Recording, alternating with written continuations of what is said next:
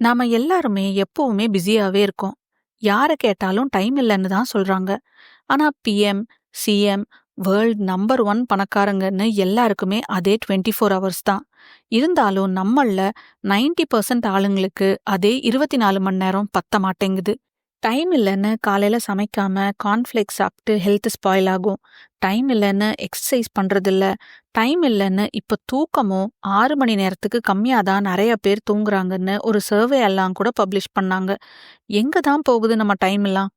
டிராஃபிக்ல போகுதா? ஸ்க்ரீன டூம் ஸ்க்ரோல் பண்றதுல போகுதா? இல்ல நெட்ஃப்ளிக்ஸ், பிரைம்னு ஸ்ட்ரீமிங்ல போகுதா? எப்படிதான் நம்ம டைம சேவ் பண்றது? மல்டி டாஸ்க் பண்ணி டைம் சேவ் பண்ணலான்னா, அதுல ஒரு வேலையும் உருப்படியா பண்ணி முடிக்க முடியாம அதுவும் பாதியில நிக்கும். ஆ இதுக்கு என்னதான் பண்றதுன்னு நினைக்கும்போது, லாரா ஒரு டிஃப்ரெண்டான அப்ரோச் சொல்றாங்க. லாரா டைம் மேனேஜ்மெண்ட் பத்தி ரிசர்ச் பண்ணி புக் எழுதியிருக்காங்க. அப்படி என்னதான் கண்டுபிடிச்சு சொல்றாங்கன்னு பார்க்கலாம் வாங்க. லாரா இவங்க புக்குக்காக பிஸியான பெண்கள் கொஞ்சம் பேர்கிட்ட அவங்களோட டெய்லி ஸ்கெட்யூலை நோட் பண்ணி ஒரு டைம் டைரி மாதிரி வைக்க சொன்னாங்க. அதை அப்படியே எடுத்து இவங்க அனலைஸ் பண்ணாங்க. இந்த பிஸி விமன் எல்லாத்துக்கும் ரொம்ப ஸ்ட்ரெஸ் இருக்கிற வேலை இருக்கு, குடும்பம், குழந்தைங்க, கூட இருக்கிற பேரண்ட்ஸ்னு செம பிஸியான லைஃப். அவங்க எப்படி டைமை மேனேஜ் பண்றாங்கன்னு பார்க்கணும்னு நினைச்சுதான் இந்த ப்ராஜெக்டை பண்ணாங்க லாரா. அதுல ஒரு பொண்ணோட டைம் டைரி இவங்களுக்கு நேரத்தை நாம அணுகிற முறையிலிருந்து ஒரு புது பார்வைய கொடுத்துச்சு. அந்த பொண்ணு பேரு லில்லின்னு வச்சுக்கலாம். லில்லி ஒரு நாள் வெளியே போயிட்டு வீட்டுக்கு திரும்பி வந்தாங்க. வந்து பார்த்தா அவங்க பேஸ்மெண்ட் எல்லாம் தண்ணி. என்னன்னு பார்த்தா பேஸ்மெண்ட்ல இருந்த அவங்க வாட்டர் ஹீட்டர் உடைஞ்சு ஃபுல்லா குளமா நிக்குது. ஸோ இதை எப்படி சரி பண்றதுன்னு டக்குன்னு பிளம்பர்ஸ்க்கு ஃபோன் பண்ணி வர சொல்லி, அது சரியானதுக்கு அப்புறம் பேஸ்மெண்ட் ஃபுல்லா க்ளீன் பண்றதுக்கு ப்ரொஃபஷனல் கிளீனர்ஸை வர சொல்லி அவங்க கூட நின்று எல்லா வேலையும் முடிச்சாங்க. இது எல்லாத்தையும் பண்ண அவங்களுக்கு 7 மணி நேரம் ஆச்சு. இது எல்லாத்தையும் அவங்க டைம் டைரியில எழுதி வச்சாங்க. அத லாரா படிக்கும்போது தான், எப்படி இந்த வாட்டர் ஹீட்டர் உடைஞ்சத சரி பண்றதுக்கு மட்டும் திடீர்னு 7 மணி நேரம் இவங்களுக்கு எங்க இருந்து வந்துச்சுன்னு யோசிச்சாங்க. இந்த 7 மணி நேரம் அப்படிங்கிறது ஒரு வாரம் ஃபுல்லா ஒரு நாளைக்கு 1 ஹவர் கிடைச்ச மாதிரி தானே. லில்லியோட அந்த வாட்டர் ஹீட்டர் உடையாம இருந்து அன்னைக்கு போய் அவங்க கிட்ட, நீங்க இந்த வாரம் மட்டும் டெய்லி 1 மணி நேரம் ஒரு மேரத்தானோட பிராக்டிஸ் பண்ண முடியுமான்னு கேட்டா பண்றேன்னு சொல்லியிருப்பாங்களா? கண்டிப்பா இல்ல. டைம் இல்லைன்னு தான் சொல்லியிருப்பாங்க.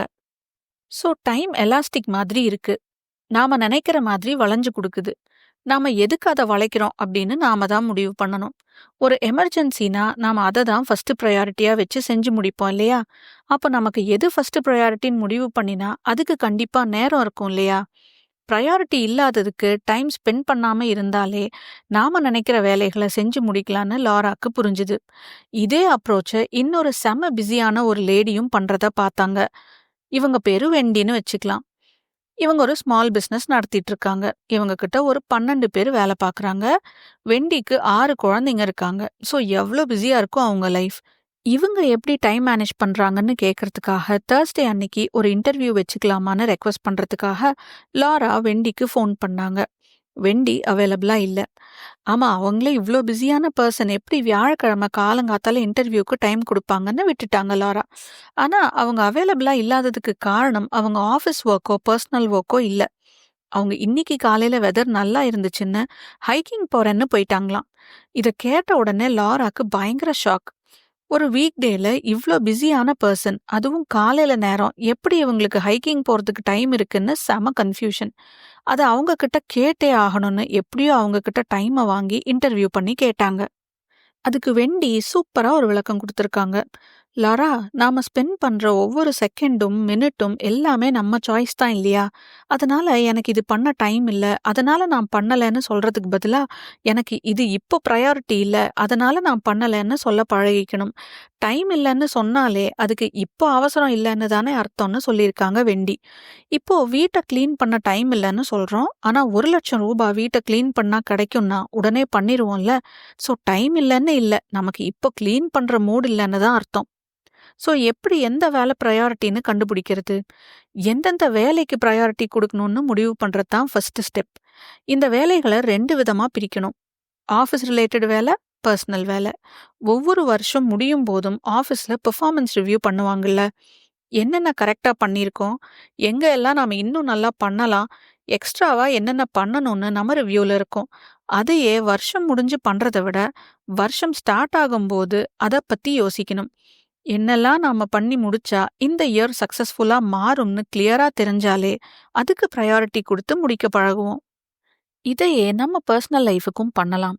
நாம அடுத்த வருஷம் இந்த டைமை திரும்பி பார்க்கும்போது என்னென்ன விஷயங்கள் பண்ணியிருந்தா நல்லா இருந்திருக்கும்னு நினைப்போமோ அந்த விஷயங்களை லிஸ்ட் பண்ணி வைக்கணும். இந்த வருஷம் ஒரு மாரத்தானோட போறேன், புதுசா லாங்குவேஜ் கத்துக்க போறேன், மியூசிக்கல் இன்ஸ்ட்ருமெண்ட் பழக போறேன்னு சில விஷயங்களை யோசிச்சு வச்சிருப்போம். இப்படி ப்ரொஃபஷனல் வேலைகள், பர்சனல் வேலைகளை கோல்ஸ் மாதிரி எழுதி வச்சா மட்டும் பத்தாது.